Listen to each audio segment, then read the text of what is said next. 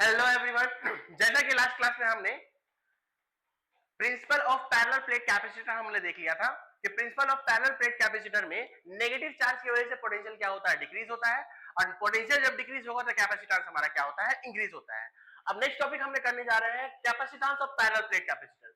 जब दो हम पैरेलल प्लेट कैपेसिटर लेंगे तो उसका कैपेसिटेंस कितना होता है वो हम कैलकुलेट करने जा रहे हैं।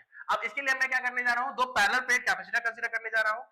ये हमारा हो गया दो पैरेलल प्लेट कैपेसिटर। देखिए ये हमारा एक प्लेट कैपेसिटर हो गया और ये हमारा दूसरा पैरेलल प्लेट कैपेसिटर हो गया। तो ये हमारा क्या हो गया, दो पैरेलल प्लेट कैपेसिटर। अब मैंने आपको बता रखा था पैरेलल प्लेट कैपेसिटर में दो शीट में अज्यूम करने जा रहा हूं।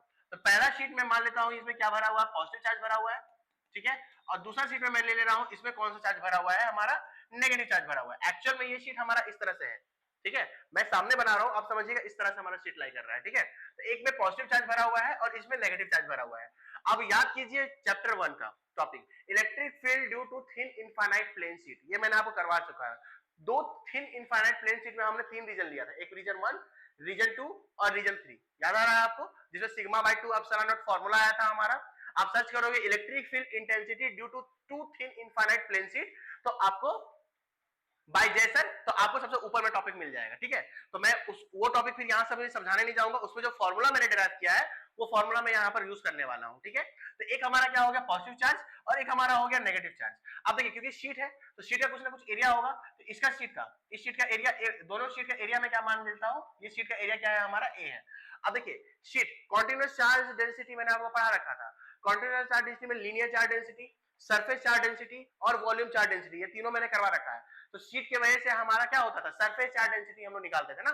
शीट की वजह से जो हमारा निकलता था क्या होता था, सरफेस चार्ज डेंसिटी। अब सरफेस चार्ज डेंसिटी में इसका जो डेंसिटी हुआ करता था उसको हम लोग किससे रिप्रेजेंट करते थे, सरफेस चार्ज डेंसिटी को सिग्मा से रिप्रेजेंट करते थे। ये बात आपको याद होना चाहिए, ठीक है। अब क्योंकि हमको निकालना है capacitance of parallel plate capacitor, तो हम जानते हैं कि कैपेसिटेंस का जो फॉर्मूला होता है वो क्या होता है, चार्ज पर यूनिट वॉल्यूम।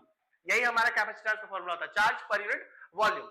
अब देखिए यहां अगर हम बात करें सरफेस चार्ज डेंसिटी, क्योंकि ये हमारा शीट है और शीट का जो डिस्ट्रीब्यूशन होता है, शीट में जो चार्ज का डिस्ट्रीब्यूशन होता है उसको हम लोग किससे रिप्रेजेंट करते हैं, सरफेस चार्ज डेंसिटी से। तो सरफेस चार्ज डेंसिटी में हम जानते हैं, सबसे पहले हमको सरफेस चार्ज डेंसिटी निकालना है। इसको मैं मान लेता हूं इक्वेशन फर्स्ट, ठीक है। अब क्योंकि सरफेस चार्ज डेंसिटी में सिग्मा का जो फॉर्मूला होता है वो क्या होता है, चार्ज पर यूनिट एरिया, है ना। अब चार्ज का वैल्यू अगर मैं निकालूं तो चार्ज का वैल्यू कितना होगा, sigma into area will be equal to charge होगा कि नहीं होगा, बताइए।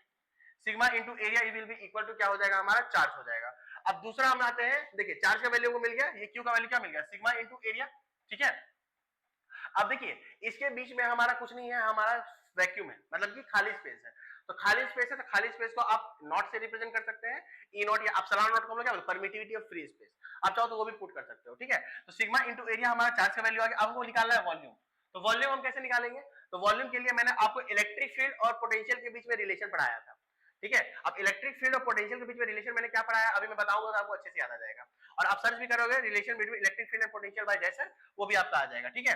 तो देखिए इलेक्ट्रिक फील्ड और पोटेंशियल के बीच में रिलेशन क्या है, E इज इक्वल टू क्या होता है, माइनस का dv बाय dx होता है। अब देखिए दो शीट है ना, दो शीट के बीच का डिस्टेंस मैं क्या मान ले रहा हूं, x, है ना। मैं क्या कर रहा हूं, इन दोनों शीट के बीच का डिस्टेंस क्या मान ले रहा हूं, x। अब बताइए इलेक्ट्रिक फील्ड और पोटेंशियल के बीच का डिस्टेंस क्या है हमारा, E is equal to minus dv by dx। ये dv क्या था, स्मॉल पोटेंशियल। अगर टोटल पोटेंशियल निकाल, अब देखिए माइनस साइन हमको केवल डायरेक्शन शो करता है कि अगर आप पोटेंशियल के डायरेक्शन में जाओगे ना, इलेक्ट्रिक फील्ड क्या होगा, डिक्रीज होगा। ये बात आपको पता है ना।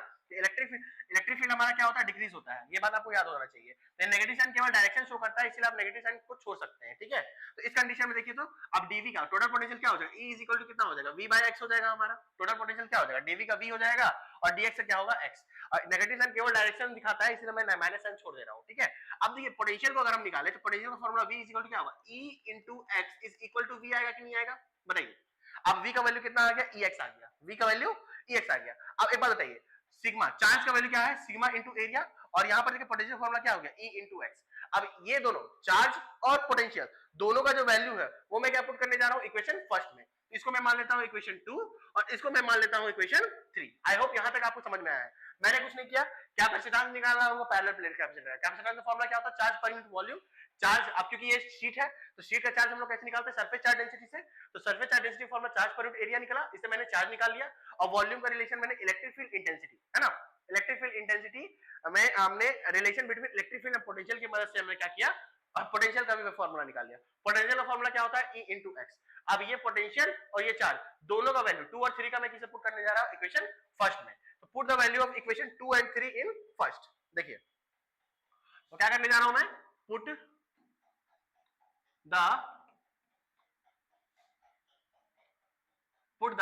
क्या क्या पुट करना है? Put the value 2 and 3, put the equation value of equation 2 and 3 in first. मैं ये करने जा रहा हूं, तो put the equation 2 and 3 in first. अब देखिए 2 एंड 3 का वैल्यू जब हम फर्स्ट में पुट करें, देखिए 2 और 3 का वैल्यू जब हम फर्स्ट में पुट करें तो कैपेसिटेंस का फॉर्मूला क्या होता है? Charge per unit volume. तो कैपेसिटेंस का फॉर्मूला कितना हो गया हमारा? Charge per unit volume. Charge कितना आया? देखिए चार्ज हमारा क्या है? सिग्मा ए, और हमारा वॉल्यूम कितना आया है? ई इंटू एक्स, है ना। तो देखिए चार्ज हमारा क्या आया है? सिग्मा इंटू ए, और वॉल्यूम कितना आया हमारा? E into x. अब देखिए अगर मैं ई की बात करूं, इलेक्ट्रिक फील्ड, अब मैंने आपको बता रखा है electric field intensity due to to infinite plane sheet का मैंने आपको करवा रखा था कि इलेक्ट्रिक फील्ड हमारा पॉजिटिव से नेगेटिव इस डायरेक्शन में बन रहा है हमारा, आप जानते हैं, है ना। अब इन डायरेक्शन में जो इलेक्ट्रिक फील्ड बन रहा है इसकी वजह से ये रीजन फर्स्ट हुआ करता था हमारा, टॉपिक में मैंने करवा रखा है electric field intensity due to to infinite plane sheet by जैसा सर्च कीजिएगा सेम यही टॉपिक आ जाएगा। तो देखिए अब इलेक्ट्रिक फील्ड में मैंने रीजन फर्स्ट लिया था, ये रीजन सेकंड लिया था, और ये रीजन थर्ड लिया था, ठीक है। तो दो शीट की वजह से पॉजिटिव चार्ज और नेगेटिव चार्ज की वजह से रीजन फर्स्ट में इलेक्ट्रिक फील्ड इंटेंसिटी क्या आया था? 0 आया था, और रीजन थर्ड में भी इलेक्ट्रिक फील्ड इंटेंसिटी हमारा क्या आया था? 0 आया था दोनों में। लेकिन इसमें हमारा रीजन 2 में इलेक्ट्रिक फील्ड इंटेंसिटी आया था सिग्मा बाय एप्सिलॉन नॉट। ये बात आपको याद होना चाहिए, मैंने करवा रखा है, एक बार रिवाइज करके याद नहीं है तो रिवाइज करके आ सकते हैं, ठीक है। तो रीजन 2 में इलेक्ट्रिक फील्ड इंटेंसिटी हमारा कितना आया था? Sigma bye epsilon not. और क्योंकि हमारा चार्ज पॉजिटिव से नेगेटिव आ रहा है, मतलब रीजन 2 का ही इलेक्ट्रिक फील्ड हमारा कैलकुलेट करना है, जो हमारा कितना होता है? Sigma bye epsilon not. तो फॉर रीजन 2, तो रीजन 2 के लिए इन रीजन 2 में इलेक्ट्रिक फील्ड इंटेंसिटी जो है वो हमारा कितना होता है? सिग्मा बाय एप्सिलॉन नॉट होता है। अब देखिए सिग्मा बाय एप्सिलॉन नॉट, ये ई की जगह आप क्या पुट करेंगे? Sigma bye epsilon not. तो देखिए कैपेसिटेंस का जो फॉर्मूला आ जाएगा, ये सिग्मा ए तो एच है, और यहाँ पे क्या हो जाएगा? Sigma bye epsilon not into x, यानी कि सिग्मा एक्स बाय में एप्सिलॉन नॉट कहां चला जाएगा? ऊपर चला जाएगा हमारा। अब देखिए नीचे एप्सिलॉन नॉट लिखिएगा तो नीचे का एप्सिलॉन नॉट कहां चला जाएगा? ऊपर चला जाएगा।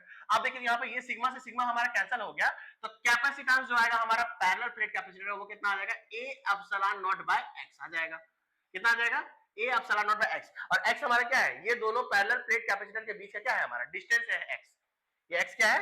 दो पैरेलल प्लेट कैपेसिटर के बीच का डिस्टेंस, और डिस्टेंस कितना है हमारा? एक्स।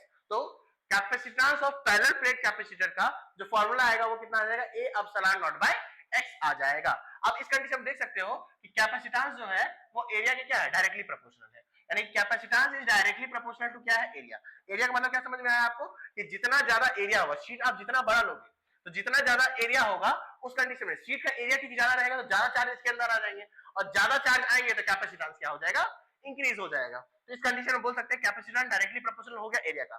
अगर एक मान के चलिए रीजन 2 में तो कुछ नहीं था, फ्री स्पेस था, इसलिए मैंने क्या लिया? एप्सिलॉन नॉट लिया, ठीक है। अब मान लीजिए रीजन 2 में फ्री स्पेस जगह कोई मीडियम इंट्रोड्यूस कर दे, फ्री स्पेस जगह क्या कर दे? कुछ मीडियम इंट्रोड्यूस कर दे। तो मीडियम इंट्रोड्यूस अगर कर देंगे रीजन 2 में, मान लीजिए यहाँ पर कोई लोहा का मीडियम कुछ इंट्रोड्यूस मैंने कर दिया, तो अगर मीडियम इंट्रोड्यूस कर दूंगा यहाँ पर, तो मीडियम इंट्रोड्यूस करने के बाद ये एप्सिलॉन नॉट की जगह मैं क्या लिखूंगा? एप्सिलॉन एम लिखूंगा। तो कैपेसिटेंस का फॉर्मूला क्या होगा?